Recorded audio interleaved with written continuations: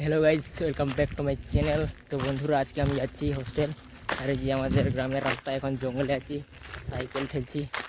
আর এখন সূর্য অস্ত যাচ্ছে, বিকাল হয়ে গেছে, 5:30 মতন বাজে। দেখাচ্ছি কেন, সূর্য ঠিক দেখা যাচ্ছে না।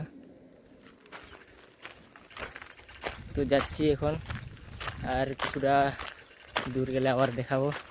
প্রথমে দেখে নাই যে রাস্তাটা,